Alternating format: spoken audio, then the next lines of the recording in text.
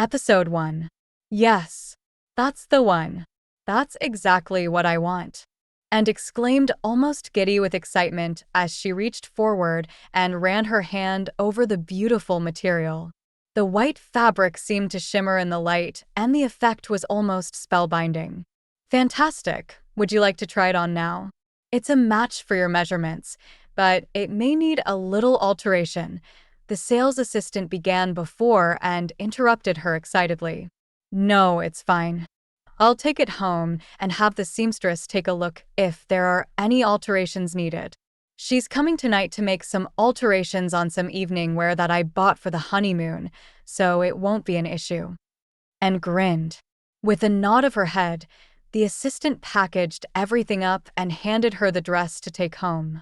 She couldn't wait to get home and try it on, and admired herself happily in the full-length mirror as the seamstress said her goodbyes and left the room with an armful of gowns. She smiled wistfully as she smoothed her hands along the flowing material of her wedding dress. This was the last night that she would be Anne Veritas, daughter of the Alpha King.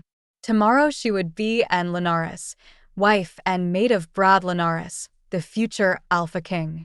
She covered her mouth with her hand and suppressed the squeal that almost escaped from her lips. Finally, she would be out of this godforsaken wing of the mansion and move to her own floor with her husband. She would only have to see her stepmother and stepsister at special functions and would be able to avoid any contact with them on most days. She bit her lip nervously. Should she go and show her dad the dress? He would see it tomorrow, but they had so little time together anymore, it might be nice to spend the last night here with him as his daughter. And sighed lightly. She wished her mother was here. Even though her father had betrayed her mother and taken a mistress, and couldn't help but feel that if her mother had lived, things would have been infinitely easier. Perhaps she would have had more siblings. With a final twirl and contented giggle, she opened the door of her room and headed out into the hallway. As she made her way past the bedrooms and suites that made up this floor, she could hear a couple's distinct moans and grunts in the passionate throes of lovemaking. She sniggered and rolled her eyes. She hadn't had the chance to be intimate with Brad yet, and had been determined to save herself until they marked each other on their wedding day.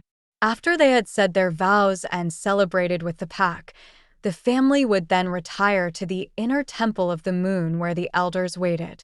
It was a simple affair with intimate words spoken between the mated pair, and an exchange of vows would happen again, but this time, their wolves would have the opportunity to speak their vows to their fated mate.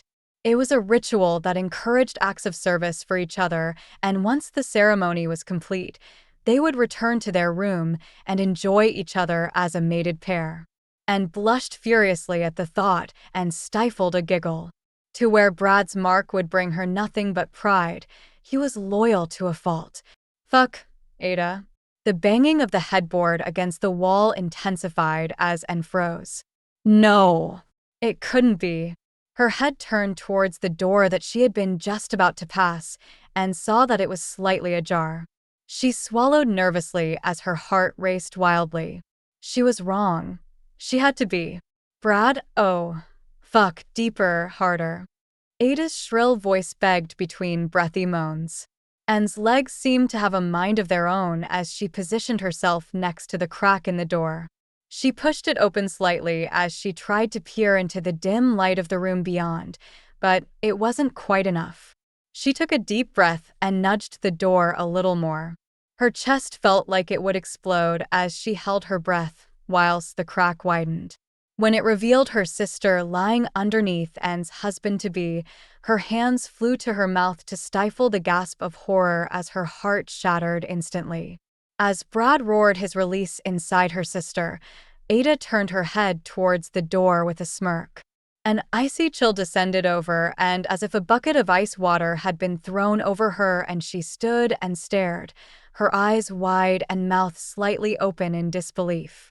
Ada lifted her hand and waved in Ada's direction with a smug smile plastered on her face as Brad collapsed on top of her, kissing her neck tenderly. Anne wanted to scream, to rage, and to sob, but She remained silent as she pulled the door closed and balled her fists up angrily at her side. She stared blankly ahead as she made her way down the stairs and out into the night, and had walked along in a daze for quite a while, her mind reeling with the scene that she had stumbled upon. They were supposed to be fated mates. What had happened? It was so rare to find the other person made exactly for you that when it happened, the relationships were almost infallible. It was very rare for either partner to seek others out for fulfillment because their wolves simply wouldn't allow it. Anne's wolf Maeve had remained silent throughout all of this, and could feel the fury coursing through her. Maeve had never been one for talking too much. When Anne attempted to talk to her, she would mostly remain silent.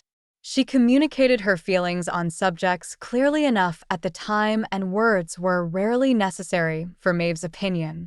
The numbness that had led Anne into the city had begun to fade, and the pain that coursed through her heart was excruciating. She sniffled miserably as she looked around her. Somehow she had ended up in the popular club district of the city, well known for its nightlife. The pulsating beats that emanated from inside some of the buildings did nothing but remind her of the strong, rhythmic heartbeat that she would hear when she laid her head on Brad's chest, and the grief would hit her all over again. "Perhaps you can find a quieter bar," Maeve growled. Full story is available at novelpalace.com. Click the link in the comment section to get it free.